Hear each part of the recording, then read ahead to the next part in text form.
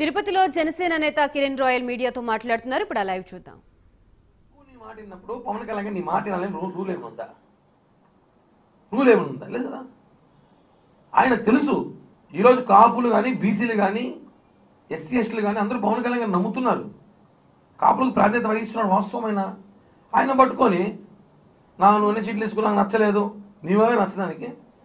ఆ రోజు పవన్ కళ్యాణ్ గారిని విమర్శిస్తే వైసీపీలో కాపులు ఒక్కడైనా వచ్చి మాట్లాడా?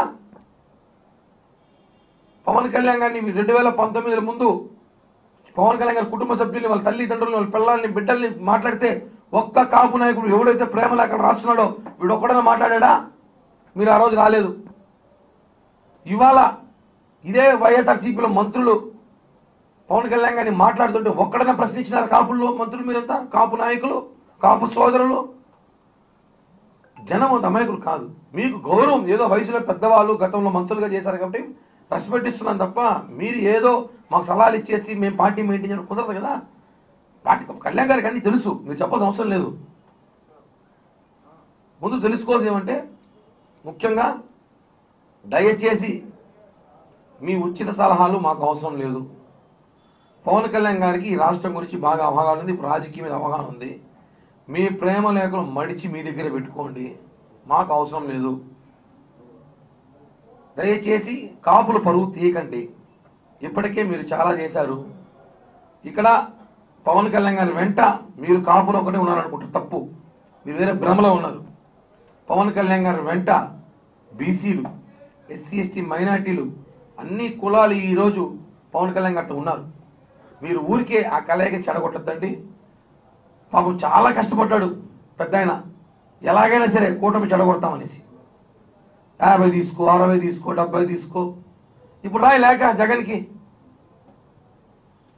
రేపు పవర్ వస్తే 2 సంవత్సరాలు నాకు అధికారం ఏంటి, లేకపోతే కాపులు ఒప్పుకోమని. కాపుల్లో ఇప్పుడు ఏమేమి ఉన్నాయో రిజర్వేషన్ రాలే కదా.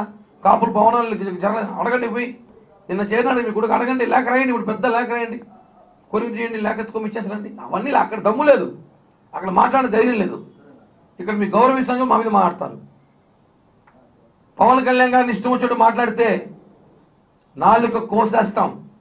ఆయన మా నాయకుడు, ఈ రాష్ట్రానికి ఆయనే ఆశాకిరణం. పవన్ కళ్యాణ్ గారిని ఎవరైనా సరే మీకు ఇష్టం లేదంటే మీ వ్యక్తిగతం అది. ఇన్ని రోజులు అక్కడ భజన చేసి ఆయన వ్యక్తిగతం మీకు నచ్చలేదు, మీకు ఏదో ఆఫర్లు వచ్చినాయి, మీకు ఏదో అందినా మీరు వెళ్ళిపోండి, విమర్శించకండి. పవన్ కళ్యాణ్ గారు రాజకీయం అవగాహన లేదు మీరు ఎవరు మాట్లాడడానికి. 4 చీరేస్తాం, జాగ్రత్త. పవన్ కళ్యాణ్ గారు మాట్లాడితే ఒప్పుకునే ప్రసక్తే లేదు. వైసీపీ వాళ్ళు మాట్లాడితే ఒప్పుకోము, మీరు మాట్లాడితే ఊరుకుంటాం అనుకుంటారు మీరు. ఖబర్దార్, కాపు నాయకులు మాట్లాడతారు.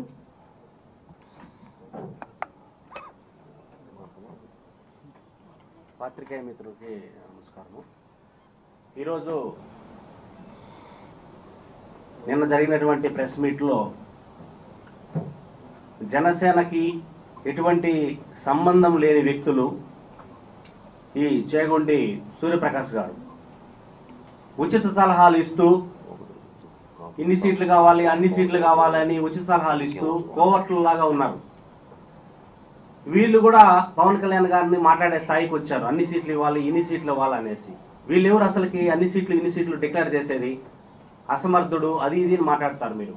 2019 సంవత్సరంలో ఎలక్షన్ జరిగితే 135 స్థానాల్లో పవన్ కళ్యాణ్ గారు నిలబడితే ఆ రోజు మీరు 135 స్థానాల్లో నిలబడినారు కదా.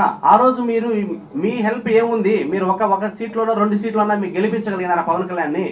ఈ రోజు మాత్రము 135 స్థానాల్లో నిలబడిన పవన్ కళ్యాణ్ గారిని ఈ రోజు ఆయనకు తెలుసు రాష్ట్రం బాగోగుల కోసము, రాష్ట్ర శ్రేయస్సు కోసము ఎంతమంది